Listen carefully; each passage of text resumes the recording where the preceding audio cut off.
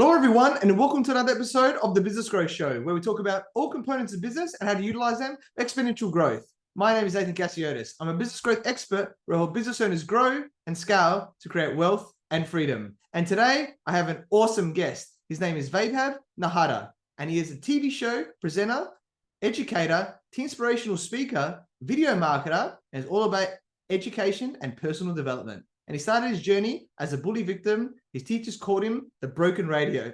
But things have happened that changed his life, and ever since, he's been on a mission to help teens and students become champions in their school and life. Having inspired more than 240,000 teens and youth from 51 nations, running a TV show on national TV, and being recognized by international forums, his virtual tour during the pandemic helped students realize the champion in them. And he helps them to express themselves where they laugh, they cry, they dance, and that's how they learn. And he's also the founder of Nectar Media, who helps professional speakers and business professionals with video content to build their personal brand. Welcome, Vaibhav Nahata, and thank you for being on my show. Super pumped. Thank you so much for having me, Ethan. Let's rock this. Yes, mate, I love it. I'm sure it's going to be awesome for everyone watching and listening today. So firstly, you're a very successful entrepreneur at such a young age as well, which is amazing, which I love. So for those people who don't know who you are, please introduce yourself by telling us about you and your journey. Yeah. So first thing, just to be clear, I consider myself a student, then a successful entrepreneur right now. So I'm myself in the journey right now. Appreciate you saying that though. So yeah, that's a little bit about my story. If you knew me as a middle school student, you would know like a few things about me, math, science, karate, dance, music. I was great at none of them, but I was great at one thing, and that was getting bitten and bullied. Now, even in bullying, it's generally, Ethan, about seniors taking on juniors or classmates making fun of classmates, right? In my case, my juniors would hit on my bum and walk away. I'd keep watching because I had nothing to do. I was super low on confidence. I was into an addiction at the age of 13. And there's somewhere in 2017, I was into a camp and things happened that changed my life. Back then I came back, I interned at 8 random companies at the age of 14. My pitch was simple. My name is Vaibhav. I know English. Can I work for you for free? I just walk into random offices. I sold electric lanterns. I sold memory cards. I sold pen drives. I sold table tennis balls. I sold books, and with all of that happening, yeah, it conspired into a journey where I ended up starting my TV show and then starting my first business, which was a life skills coaching, training, and event company. And when all of this was happening, I took a pause to question, what is it that changed everything, And it was a simple thing. It was a realization that there is a champion within me that changed the ball game for me. I think it's within everyone. We just are not there realizing it at any given moment. The moment I realized it, I realized that I want to go on this mission to help others realize their champion within, And that's how it started as a professional speaker. I spoke to students all across the world with my videos, with webinars, with live seminars. I spoke across the US, many places, starting with France, Germany, Netherlands. And basically all of this conspired. And, at one point of time, I was realizing that this impact is amazing. And I was getting all of my work built up based on my personal brand online, the content I was putting out, the videos, and I had friends that reach out about how you're doing this, how you're booking your gigs, you're doing this. I'm like, well, it's this. I do this with the videos, this with. I realized that there's a problem out there that getting video content is the key to growth in social media, which leads to sales and booking gigs and stuff like that. And that's when I started my company, Speaker Videos, which was it was a business that helped professional speakers build their online personal brand with video content. Eventually, we expanded our market into helping other niches with their personal brand. We rebranded as Nectar Media. You can look at us at nectarmedia.io. But that's a little bit about my journey. And all of us are students in a journey to seek from the library of the universe. And I happen to be one of the students. Yeah, awesome, man. Thanks for sharing that journey. And I agree, we're all students. You can never learn everything. And we should always have that student mind and keep growing. And you've done so much. And I love from a young age and just, you keep going and adding value, which is awesome. And I know for me, when I was younger, what I see with a lot of young people is that there can be a lot of limiting beliefs, right? That teachers or especially parents, right, can give us at a young age. So do you want to share a little bit more about that and how we should look at them, if we're young growing up and there's some limiting things that, our people around us are telling us? So this is a thought I've been lingering around with recently. Our goals are our largest and biggest limiting beliefs. I'll tell you what I mean by that. Whenever we are assigned, when we are young, we are kids, we are assigned everything into our life. We are assigned what our goals should be. We are assigned, and that's a lot of time unconsciously, the kids get from parents that this is what I can earn, this is who I can be, because the parents do this, the parents are over here, and the kids develop that as their glass ceiling. You know what I mean, right? And they set a target for themselves that I want to be the best in my college, I want to get the best out of my school, I want to earn $100,000 a year, or whatever that goal is. And once we set that goal out there for ourselves, we go on a journey chasing them, getting them to get over there. The problem is the goal that you have set is actually what you are being bound by. You think that you're flying, but what you're flying towards is a dome. You know what I mean, right? And that's where the limiting belief sets in. So it's a little bit unconventional to say it, but every time you set a goal, you're starting with a limiting belief, and you start with being aware of that. But what you do is that you give yourself challenges that, first of all, it starts with being aware that, okay, this is what my limiting belief might be. For example, I had a limiting belief that every time I spend money on learning, I get it wasted. It's not worth it. It's a very small thing, right? But what you do is that you spend on education, right? And when you spend on education, you realize, wait a minute, maybe I'm wrong over here, and then you give yourself evidences that, okay, this limiting belief is actually an illusion that I've set for myself, and once you cross one limiting belief, you realize maybe there are more of these over here, and then you go into the another one and another one, and that's how you keep breaking. But I think no matter what we do, there are layers of limiting belief that remain. And to be a free thinker is one of the most beautiful things that a man can achieve in their lifetime. But what you do is that even if you have limiting beliefs, you start with awareness and you keep pulling the dome up and up and up, so you can fly high. The other point is, if these goals sometimes, as I said, might be acting as limiting beliefs, are needed, because sometimes if the sky is open, you end up going nowhere, because you think I can do anything, but why would I do anything? You know what I mean? So in a way, having limiting beliefs towards the goal helps as well, but you just keep increase the glass. I know this is an answer that's a little bit absurd, but yeah, that's what I think. Yeah, cool, man. No, I love it. It's all about putting different points of view, right? And this is the power of coaching, mentoring, and listen to other people, right? Because you get to think about things in a different way. You go, interesting. So there's pros and cons to this. And how can we then, increase that lid of that dome, or, wherever it is for you. So love that, man. Really powerful. Let's talk about inspiration now. And this can be powerful for motivation, for people. And some people can get down. Everyone has challenges, right, from time to time. And how can they sort of pick themselves up? So do you want to share a little bit more about that and how we can be more, inspired and motivated, in our lives? Yeah, so this is something that I'm in a journey of figuring out as well. I think all of us operate from different emotions. We all have emotions. We have anger, we have joy, we have bliss, we have happiness, we have hunger, we have obsession. I think what works for me is figuring out what is that one emotion that triggers my motivation to do things, right? For example, if I set out a specific goal, which might be a limiting belief, but if I set out a specific goal that I'm trying to achieve, like I want to earn X amount of dollars, I want to build X amount of people into my team, I want to do Y. So basically setting out specific goals and then knowing what the consequences of not achieving it would be, right? For me, it might be, I would hate to live a life where someone tells me what I want to do, or someone sees or decides or has any influence into what I want to do with my life. And thinking that, well, if I don't do this, that's what the consequences. And then knowing what the consequences of going through with that goal is, which is, well, I get to travel the world and learn at the same time and document my journey and create videos out of it. And you basically sometimes time travel and teleport yourself into the position where you want to be, and then you teleport yourself into position that you would heck to be. I call it anti-dreams. You know what are anti-dreams? So you set out some anti-dreams, you set out some dreams, right? And you keep juggling between them, the pleasure and the pain. What is the payoff? What is the cost? And that's something that really helps. The other point I think that's very essential is to realize that you and I and everyone listening to this are not going to be super pumped all the time. We're going to have moments where we might not feel our 100%.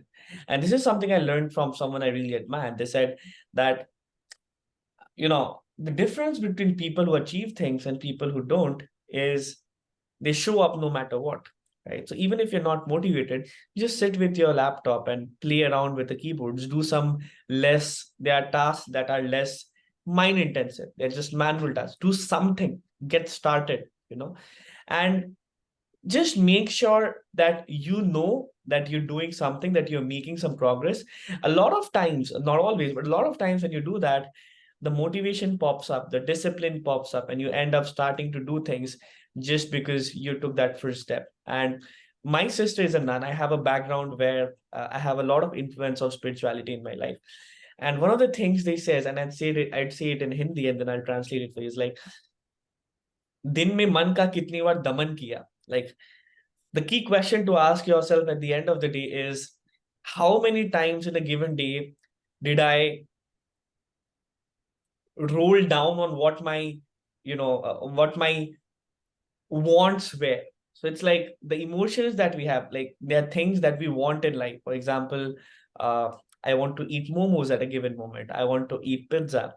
I want to sleep. These are human emotions. The question is, how many times in a given day can you do things despite having these emotions? How many times can you let go of those emotions? And that's the true measurement of your emotional success. So yeah, a few touch points and thought patterns over there that might be useful.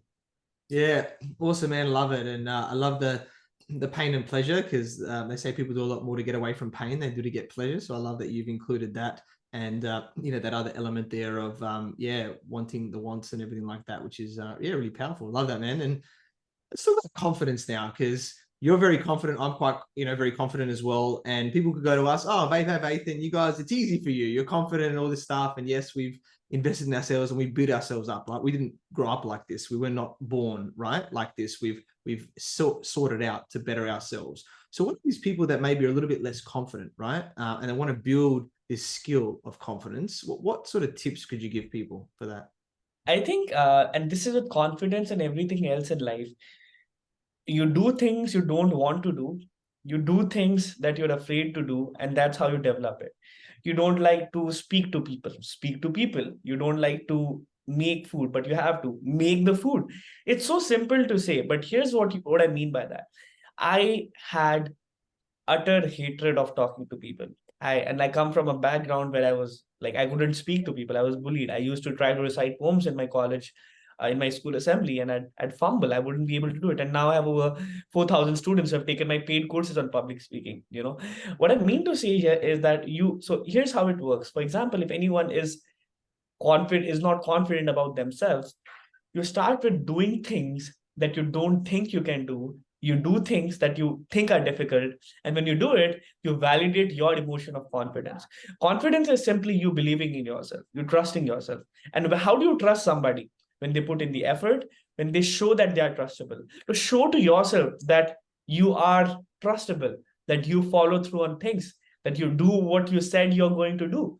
And when you take those action steps in the right direction, the confidence manifests itself. It's actually present in us. The other thing is, for example, I'm afraid to talk to strangers. I'm afraid to talk to people. I was heck afraid of talking to people. What I did is I started this mission called the Smiley Mission. I'd walk up to strangers every single day in the streets and just say, hey, I don't know your name. I'd just start this with like, hello, do you remember me? Like, who the heck are you? I'm like, my name is Vaibhav. I'm on a mission to make random strangers smile. Can you smile for me today? Yes, I got slapped by strangers. I got hugs. I had people crying on me just because I asked them to smile. What this does is, when I've done it to the 5 strangers, I realize, well, it's not as bad as it would be, and you build those mental muscles to let yourself know that, well, I think I'm confident with it. And I know there's an inertia every time you get out of your comfort zone, but hey, what is the cost of not getting out of your comfort zone? What is the cost of not doing the things you're supposed to do? And if you start evaluating and working your numbers, you'll start, man, I'm about to get bankrupt in there. You're getting bankrupt of life if you're not going out there doing things you're supposed to do. So yeah, that's my take on it.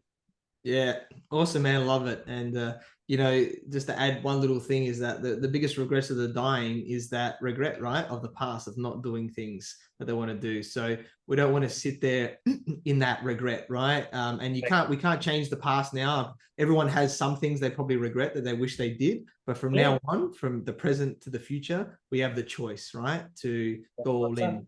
So yeah. Awesome. Love it, man. Really powerful. Let's talk about success now. And I think success can be defined in a lot of different ways, right? Depending on the person. So I'd love to hear from your perspective of how you define success and, what we should be, striving for, when wanting to be successful.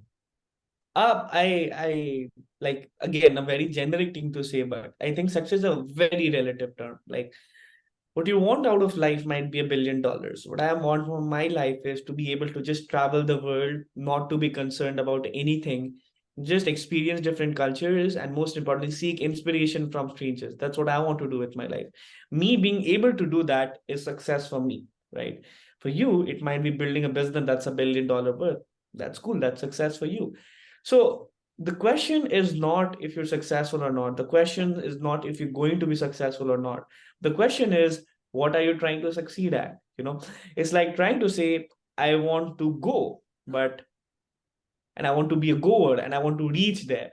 But where are you trying to go? Where are you trying to reach? Is the reach that you're saying just because you saw 100 people doing so? Is it because the society is telling you that's the right thing to do?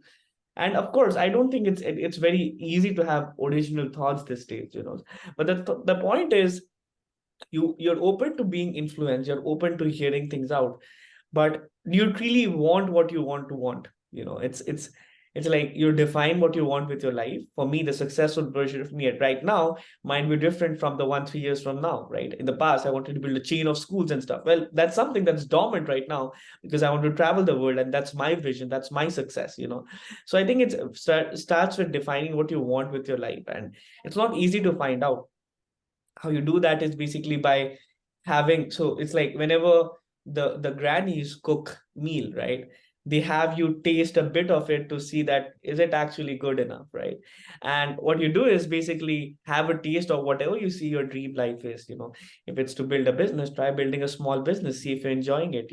If it is, and it might be simultaneous as well. A lot of times travel, it's like, okay, go backpack for a month and see how it feels like.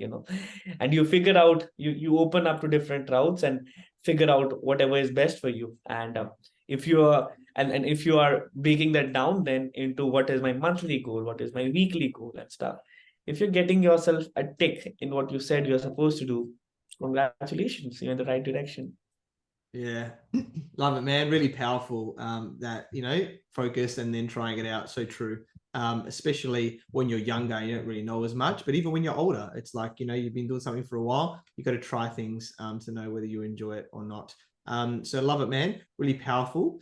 Now let's talk about video content now, right? And I know that you this is your newer business and you're doing a lot of cool stuff. So we can delve into a lot of different areas about this, but let's just go firstly, why is video content so important now in today's market?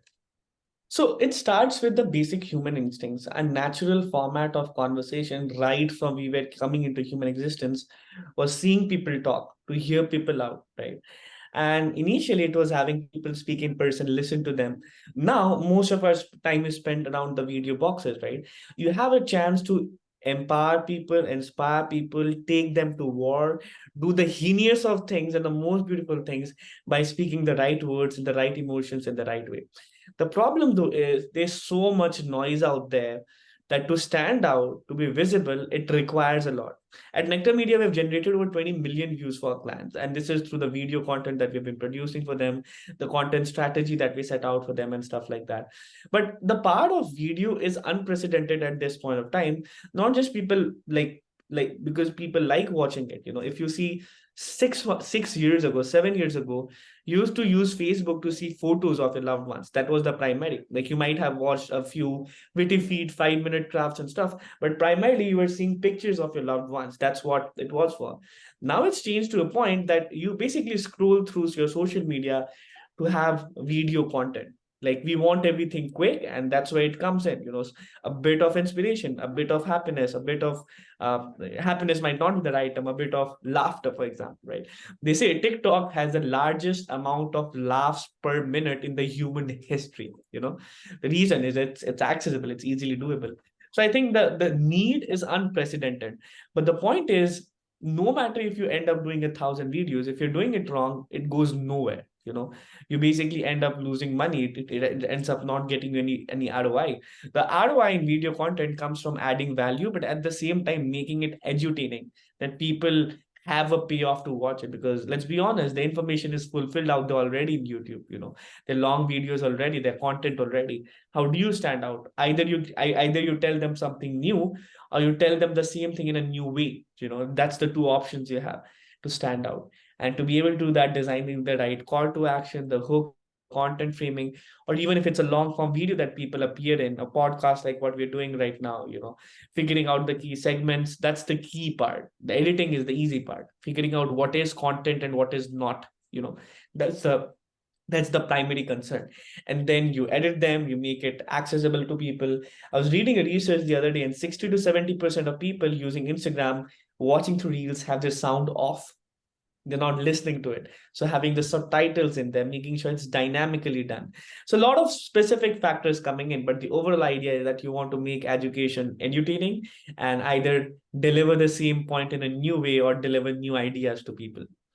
Yeah, awesome, man. Love it. Completely agree with all of that. Let's talk a little bit more about like the type of videos in terms of the length and stuff now, because I believe they're becoming shorter, right, over time now, of what people are wanting, and it's sort of becoming a bit more portrait. And there's certain platforms, I guess you've mentioned a few today, of what's sort of going there. So where should we be focusing this content on, and how we're actually delivering that? If you were to ask anyone 4 years before this, they'd say the answer is simple. Where is your audience? Just make sure you put your content out there. I disagree to that idea, because we have seen results of our clients, right? What happens is, at this point of time, everyone is using everything in a way, right? You have some time. For me, I spend some time in Facebook for X thing. I spend some time on Instagram for the Y thing. I use TikTok for a little bit for entertainment. I use LinkedIn to just catch up on how my colleagues are doing at work and stuff like that. So all the platforms do exist. It does start with understanding where your audience is, but hey, your audience is everywhere at this point of time, right? You can make a TikTok about building a business strategy, make it fun, and people are going to watch it, rather than saying, in today's masterclass, I'm going to teach you 3 strategies to build your business from scratch to zero. You're going to say, this is how I took a business from $0 to 100,000 in 3 months, and I'm going to show you exactly how I did it. And then so basically designing the content in a way that the audience listening to it is accustomed to in that format. Like in Instagram, you want to make it quick, and TikTok is very similar, right? Facebook has a little more dynamic way of doing long form a little bit as well.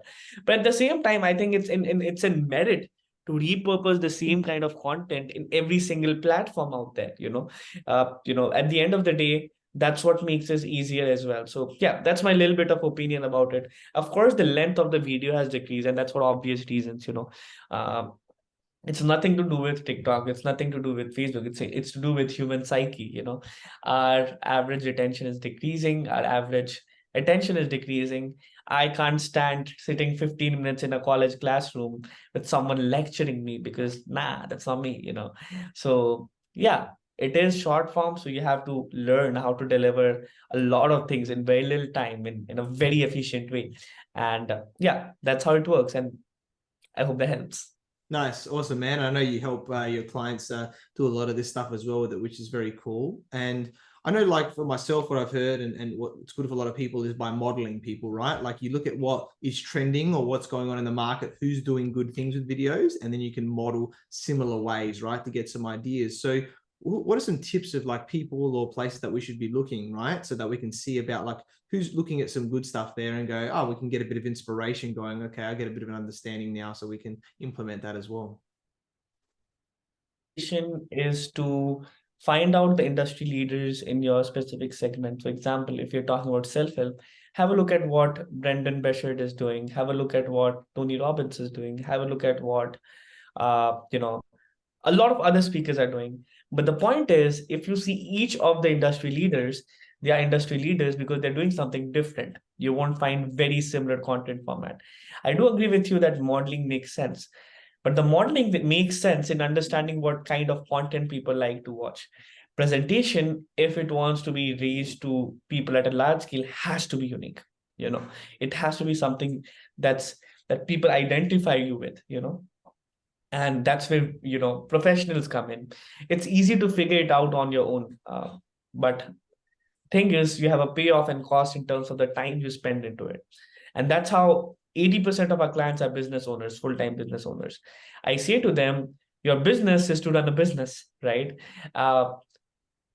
You let it go to the people who have expertise into it and let them take over and let them get you what is required. The other point to realize though is that growing an audience, building a business with content is not a sprint, it's a marathon. You never know how you get a client 6 months from now because you're pushing out content once every day for 6 months. It's very unpredictable to know how you're going to generate results. It's clear that if you going to lead to business coming in your way. Yeah, awesome, man. I love that. Yeah, so true that it's happened to me as well, right? Where I've done my podcast for over 3 years. I think it's, you've done your show as well for a while. I think it's less than 1% get over 100 episodes, right? Because most people don't commit. And I've had clients 2 years plus in that have found a podcast interview of someone and then reach out to me and I've signed them up as a client, right? Whereas most people stop after 20 episodes. Right. So, it's the same thing, right? Long-term game, which I love. It's that instant gratification, moving away from that, which most people want, right? It's delayed gratification, and that's where how you build that brand. Right. Love it, man. Really, really powerful stuff there. And let's talk about the tech side of things, because I think this is important as well, right? Like, just using your laptop camera is probably not good enough, right? Like, to do this, you want to have something that's maybe HD, and then the microphone, I think especially is important, right? And the different types of microphones. So, because, you could be doing the editing, but the people still have to have some decent tech, basic tech at least, if not high level. So do you want to maybe just give a little tips and stuff of what's the minimum things or some things people should be thinking about with their tech? Yeah. I would have a slightly different opinion on this. Now, if you were doing long form content, the quality and stuff like that have a big impact. But when doing short form content, there are two ways of doing it. One is you establish yourself as an authority. The other is you establish yourself as an reachable, out of reach person. For example, we have a client who basically makes videos while he rides bike, and his content is more like, yo, I'm accessible. That's about it's more about the kind of brand you want to build. On the other end, if you are a professional speaker, there are two ways to do it. Again, you want to establish yourself as a high profile thought leader, or you want to establish yourself as a very relatable, a very accessible kind of professional. And you choose among those routes and basically build your brand that way. Now, if you're choosing the other way around, where we are more casual and stuff like that, people understand you as more authentic, and they're both cons and pros and cons to it. But that's the personal brand you bring out of yourself. If you're doing that, of course, you want to be making sure that people can hear you. Of course, you want to make sure that people can see you. But at the same time, it's very importantly about the words that you use. The hooks. The tech side is important. It's not important. It's not like walk away. But what I'm saying is that it's more about the content, right? And of course, editing has its very important role when it comes to how you approach it, the time segmentation and stuff like that. Now, the other route, if you're going for professional speaking, there are rules of thumb that apply to both. I'm going to talk about it. First of all, a lot of time people, when they're speaking, Of course, you want to be able to do videos in portrait. And what that means is whenever you're filming, like you are right now, Ethan, you are in the 30 to 40 percentile middle part of the screen whenever you film a landscape video. This way you can have an option to, repurpose the content in any format you want. It is very important to have captions in the videos, very important. Ideally, you want to have dynamic captions, which are a little bit more animated, a little more people can basically have a payoff. It's kind of a little bit of not gimmicky, but a little bit active, engaging kind of a thing. The other important thing is to show what you're saying. It's very, very, very important. If you're talking about business being built out of scratch, show it in the screen. Have layers over you of things happening that way. Whenever you're technically, make sure that the camera is in the 90-degree angle at you so that people can feel like, let me show you. If someone is watching you from above, it feels weird. If someone is staring at you like this, it feels weird, right?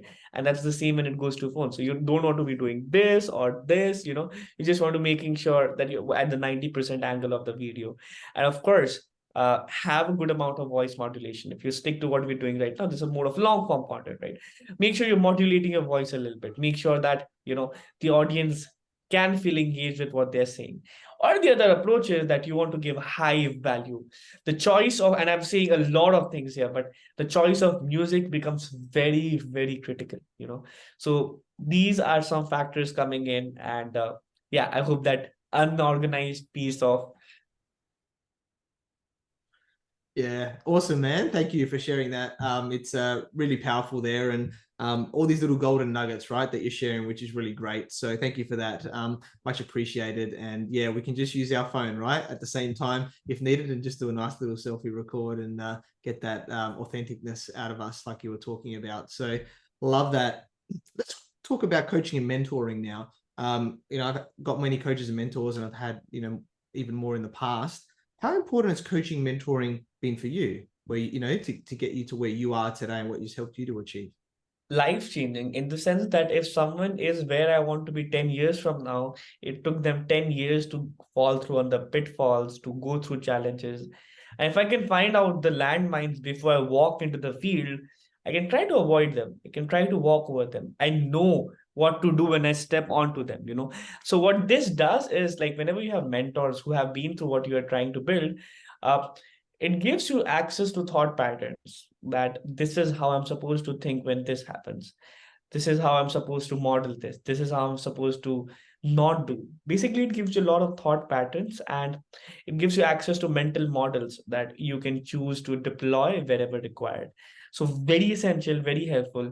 The only thing is, when you're trying to seek mentors, you don't want to have people who are calling themselves experts. You want to be with people who are where you want to be, who have achieved what you want to achieve. And that's how they can give advice. Sometimes advice, even if it's paid, can be lethal to you, because the other person is successful maybe, but not at what you want to be successful at. Someone is an Olympic champion, that's amazing, but you can't make a gymnast teach you how to swim. You can't make a table tennis player teach you how to be successful at basketball. Is my mentor successful at what I want to be successful at? And that goes with every segment of your life. Your business mentor might not be your best mental health mentor. Your mental health mentor, or your mental health therapist might not be the best at telling you how to build your business. So figuring out the right people for right kind of things is super essential. And I think that's something people miss out on, because once they start trusting mentors, they think, well, this guy knows it all. Well, maybe not. Yeah, awesome, man. Love that. So true. Completely agree. Shortcut and being able to, grow a lot quicker than we would do ourselves. And it's been very powerful, mate. You've definitely shared a lot of value here today. And as we're starting to wrap up, what one key piece of advice would you like to give to all the entrepreneurs watching and listening today? Yeah, I have just one wish for you, and that is that I truly, truly, truly root for you to live your personal legend, to live every moment to the fullest, because there's so much happening in life to look around, be grateful for. There's so much to laugh about. There's so much to cry about out of bliss. No matter what you're building, no matter what you're doing, make sure that you take moments for yourself to reflect on the magnificent beauty that's utterly unthinkable that we are blessed with, and say thank you for this, and that is going to get you more of what you want to have. Yeah, love it. Completely agree. So powerful there. And yeah, we connected through our networks. I learned about your awesome journey from, being bullied to selling guidebooks across your class to now running, Success Society International, inspirational TV show called Being Champions on national television, and now with Nectar Media, with all your video content marketing, which is awesome, mate, and taking it to that next level. Awesome guy, so confident, so knowledgeable, and I'm sure he's going to continue to grow over the coming years and help teach the students become champions in school of life, as well as helping the professional speakers and the business professionals with their video content to really build their personal brands and attract those clients that they want over time as well. And very grateful that we connect and look forward to working with you. So, Vaibhav, how can people find you and get in contact with you?